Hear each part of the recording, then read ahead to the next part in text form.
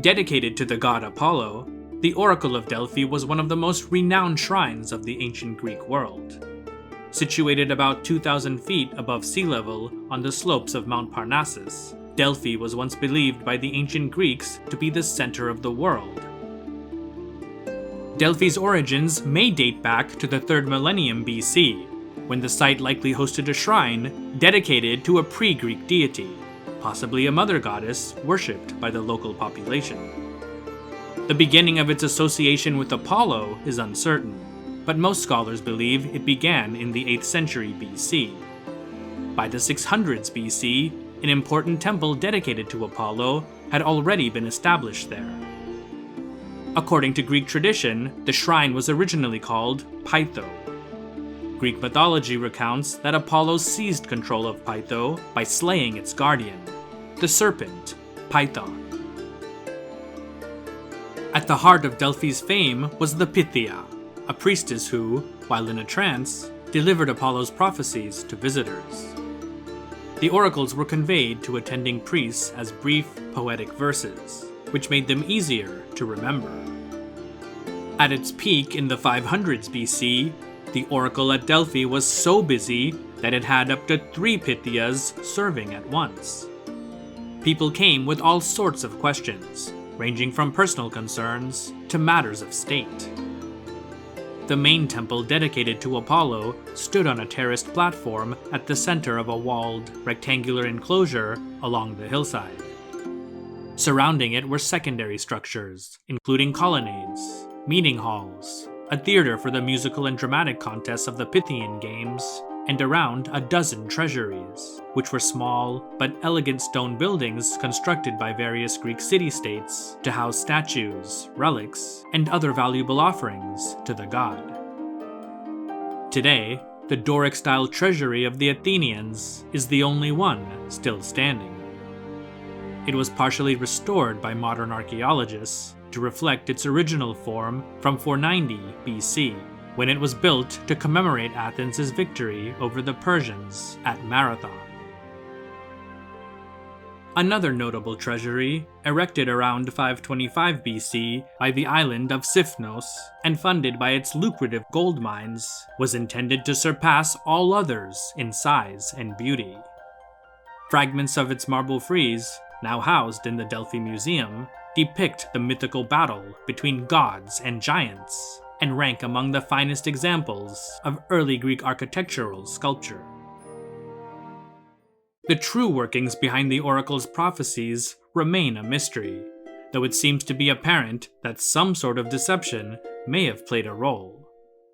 Much like the medieval Vatican, Delphi was a wealthy and politically savvy institution, with an extensive network of informants.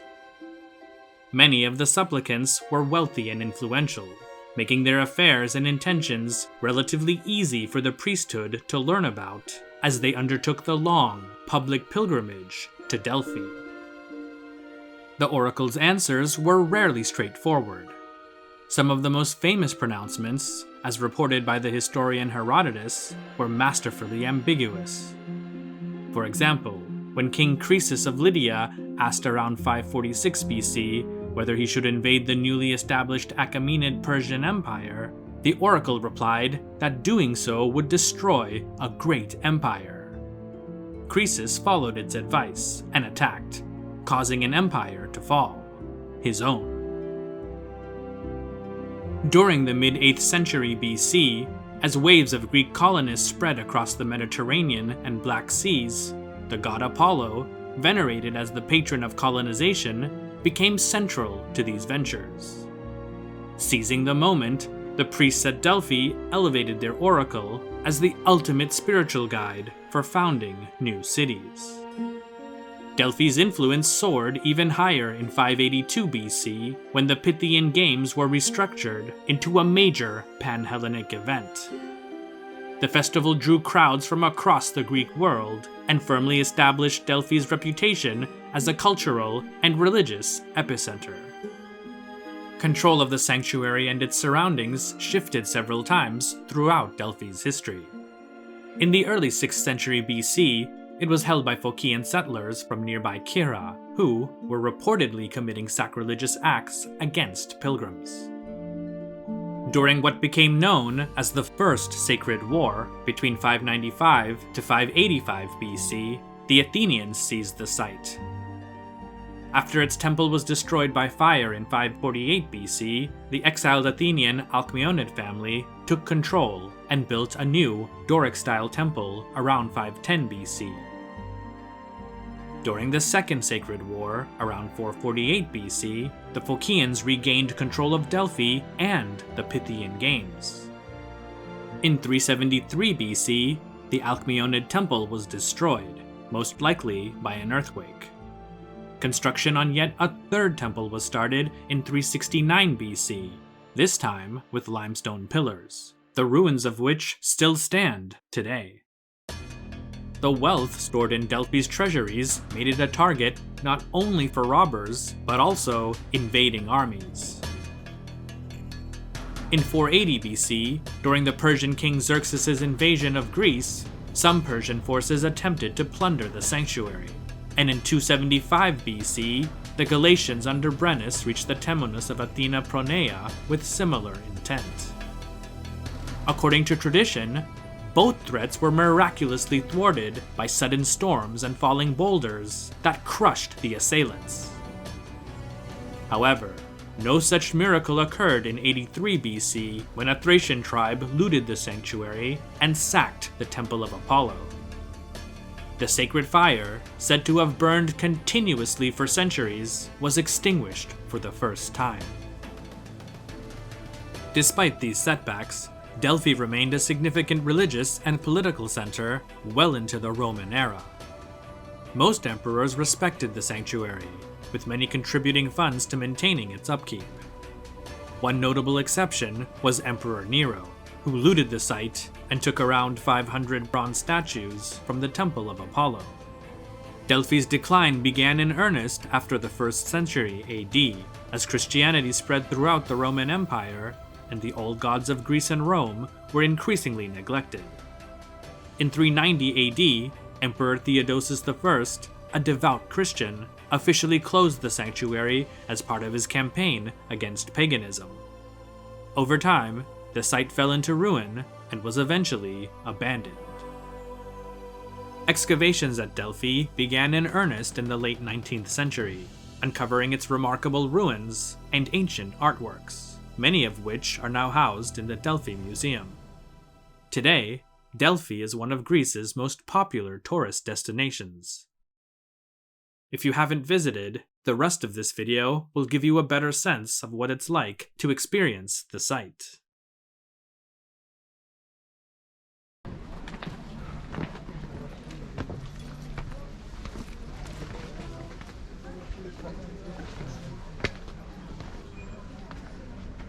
Look at the stones. Careful, it's a little slippery, these stones have been worn.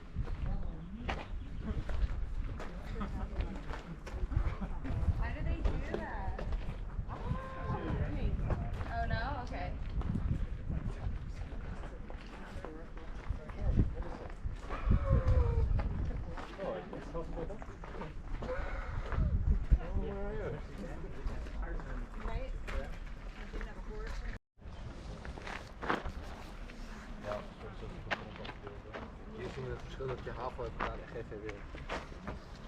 zien jullie dan? Ik zie het ook niet hoor. Dit had niet door moeten lopen, met zuilen. Ja, dit is gewoon een beetje oude community, toch? Oude tradities.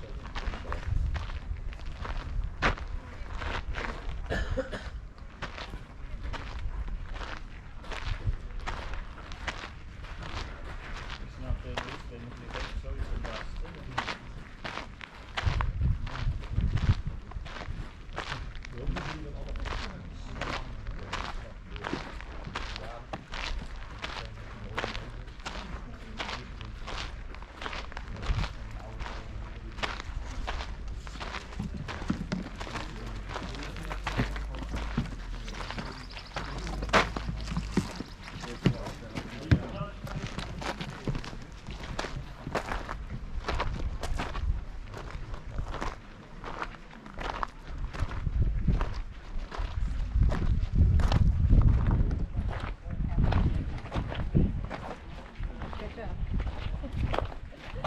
You are, she's correct. Poor guy.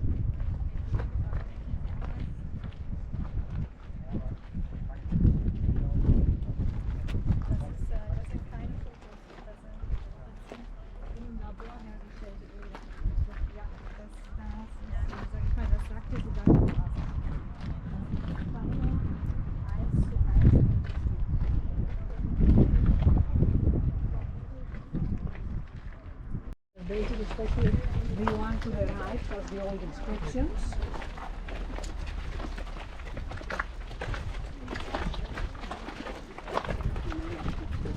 And we continue to the temple.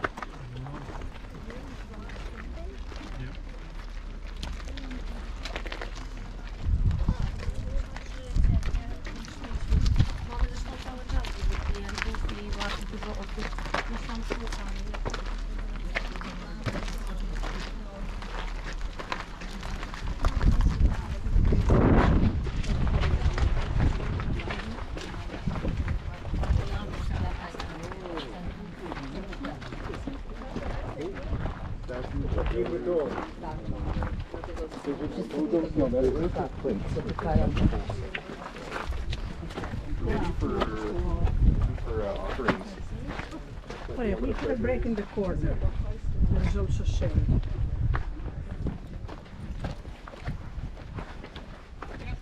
Yeah.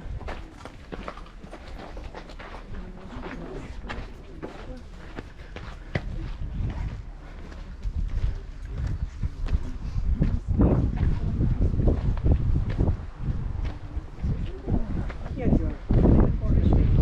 Under the tree.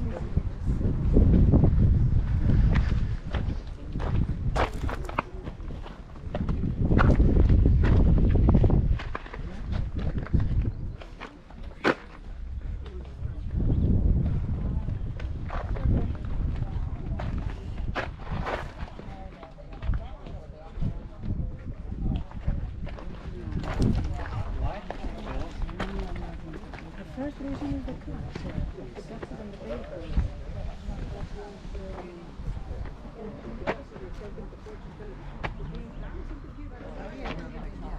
Back. Yeah. Without ticket, maybe? Maybe. Good point. Don't get. Don't.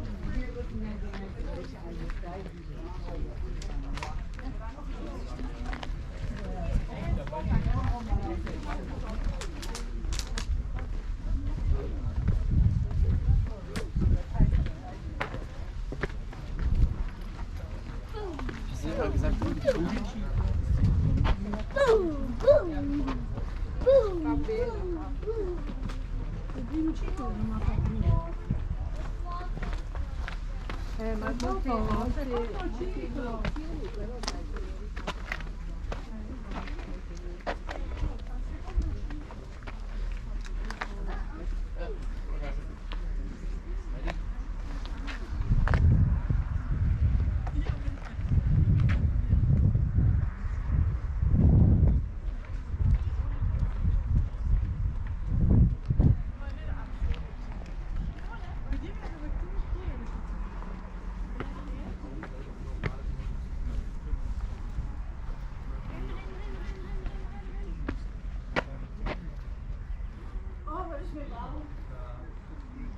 Alright, it's time to take a photo, or a few photos.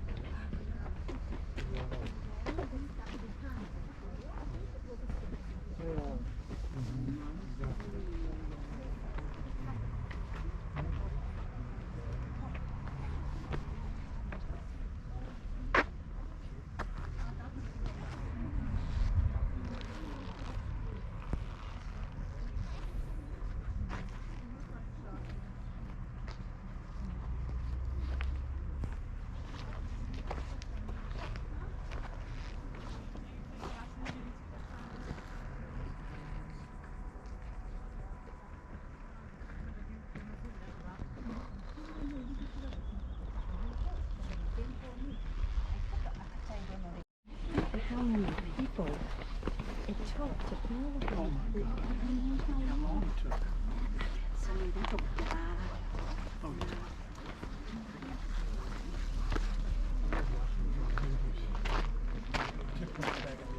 Yeah.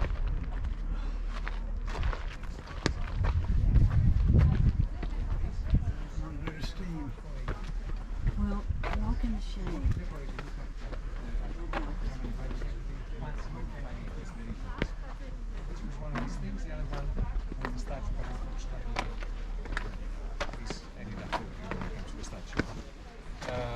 But the monument that you saw is actually this one that will be over there.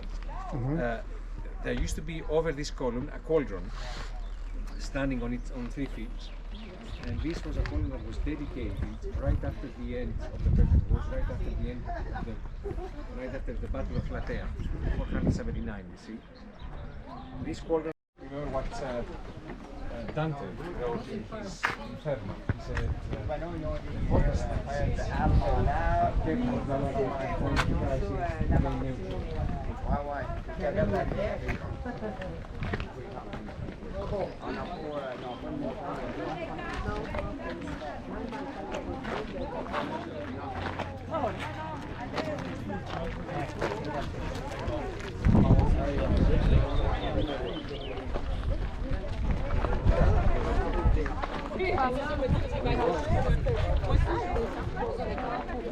parce qu'il faut être au musée quand tu vas dans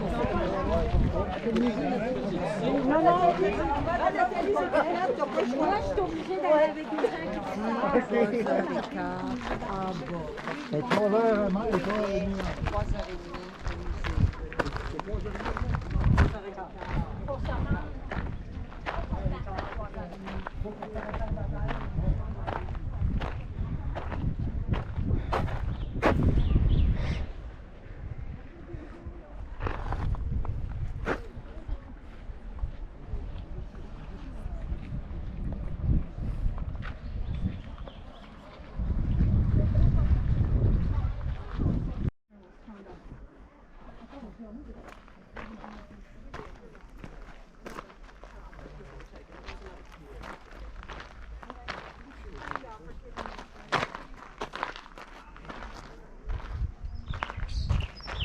Temple of Apollo.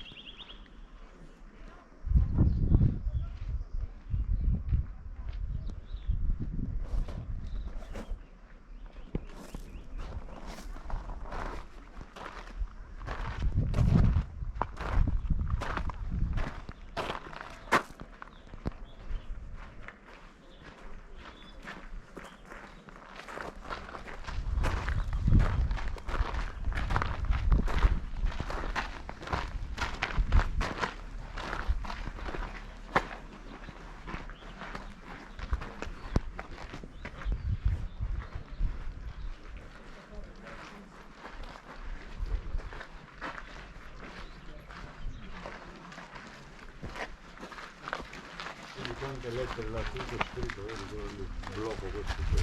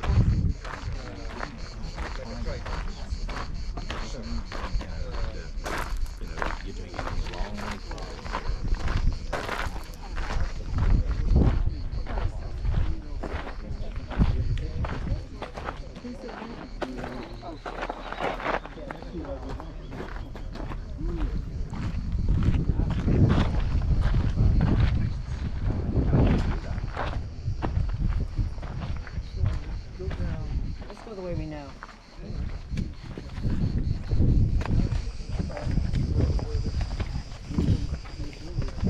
I remember when we were like way down there seeing people.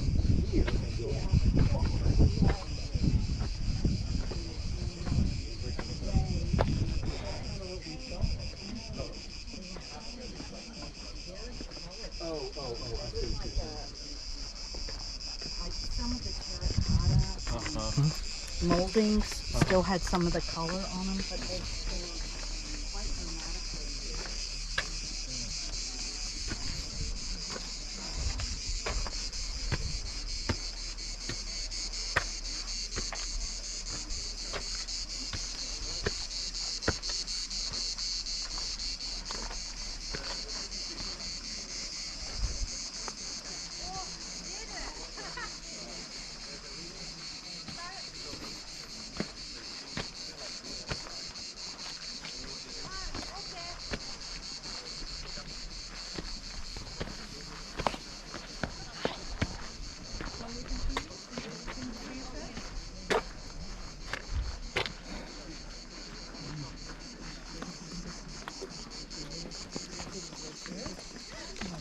Guys, do you hear the cicadas around us?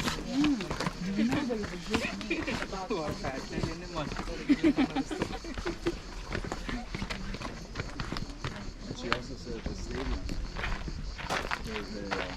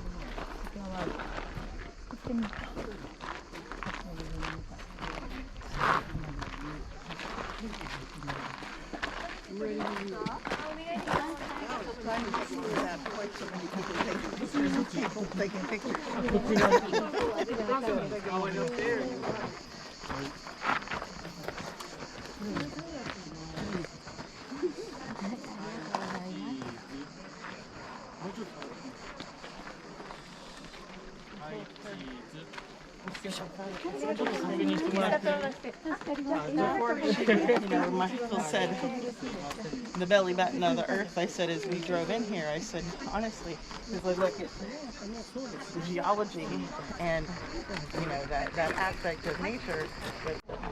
Well, actually.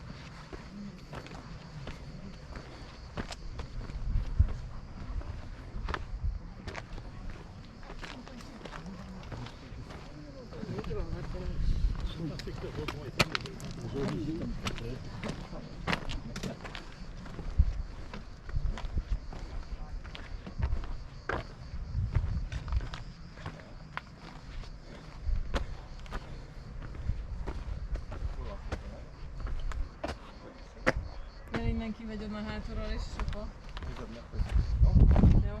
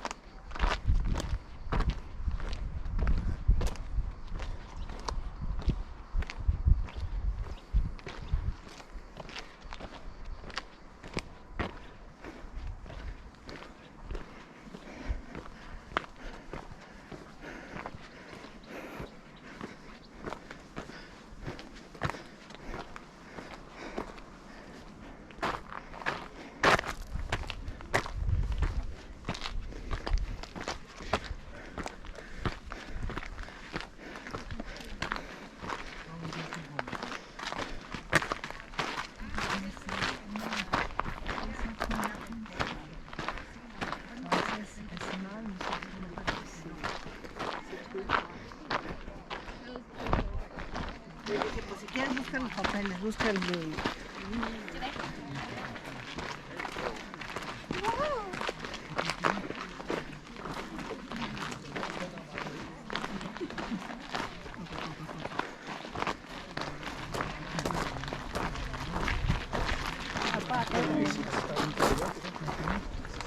Mun mielestä Intia.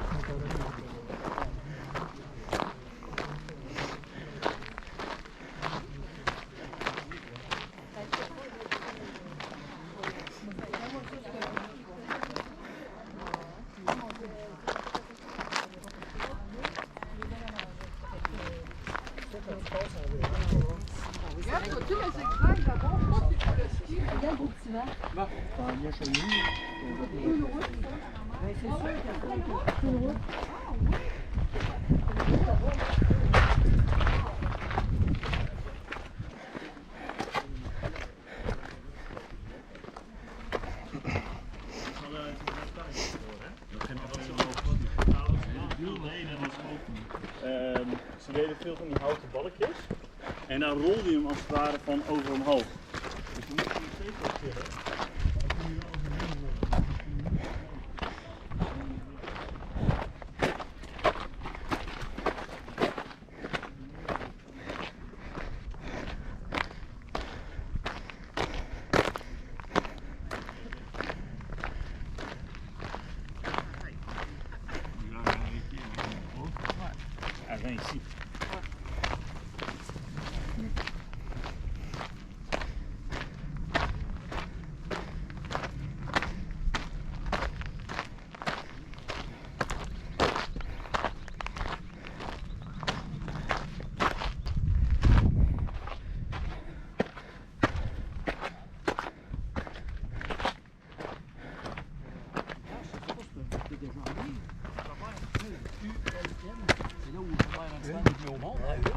Ils ont une église qui ressemble un peu à celle qu'il y a à Cologne, OK? Mhm. Beaucoup plus petite.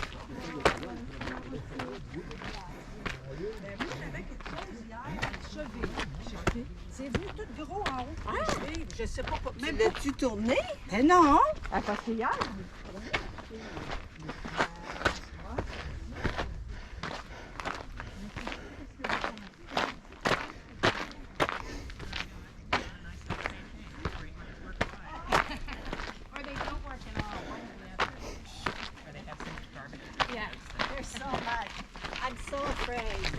Almost there? Yes, Yeah, and it's worth it. It's really worth Worth it. it? So keep going. Yeah. Okay. Take a break and keep going. You're Thank you. just into the stadium. Right down there is the other end of the stadium. But you want to go to the other end. This side? Yeah, keep going. Keep going left. Okay, thank you. You bet. I can only go this side.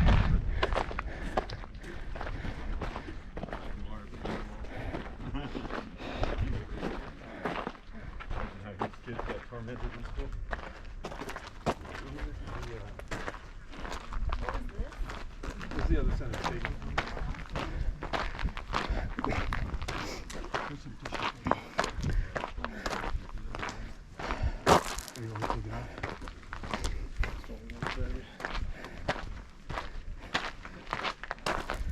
Thank God for trees and shade.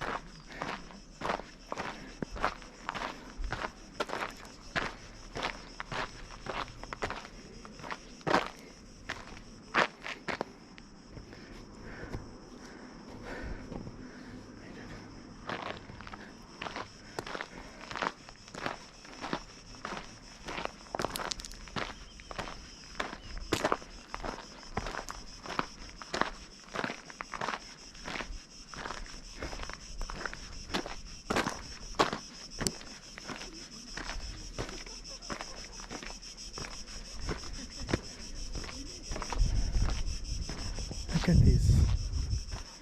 Wow.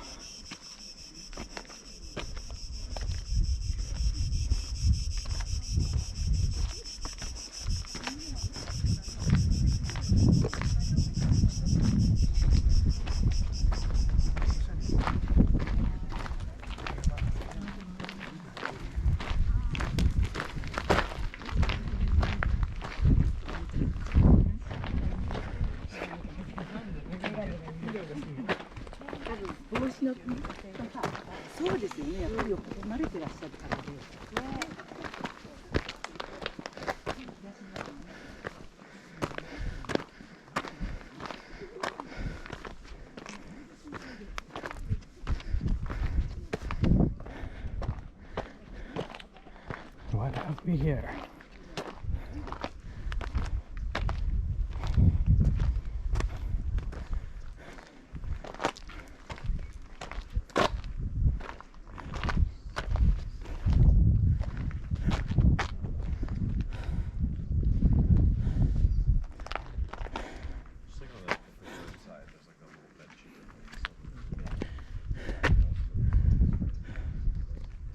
Thanks for watching. I'd also like to thank the channel's patrons for making videos like this possible. These include, but are certainly not limited to, Grandkek69, Yap de Graaf, Pasta Frola, Michael Lewis, Daniel Allen, Danny Van Eck, Winix TV, Robert Morgan, Strobex, Frank, Tim Lane, Sebastian Hurtado Correa, Michael Trudell, Leader Titan, Micah G, John Scarberry, Andrew Bomer, Connor Dolson, Krish, David R, Stephen Ball, Gabe, Monty Grimes, Franz Robbins, Cyrus Mir, Diane Astra, Nimrod Nir, Hypnosan, Brendan Redman, Faridun Dadachanji, Jimmy Daruwala, Anahita Debu, Gulistan Debu, Sher Kam, Farhad Kama, and all of the channel's patrons on Patreon for helping to support this and all future content. Check out the benefits to being a Patreon member. Feel free to click the link in the video description. You can also follow History with Sai on Instagram, Facebook, and X, formerly known as Twitter, as well as continue to listen to special audio programs on the History with Sai podcast. Thanks again, and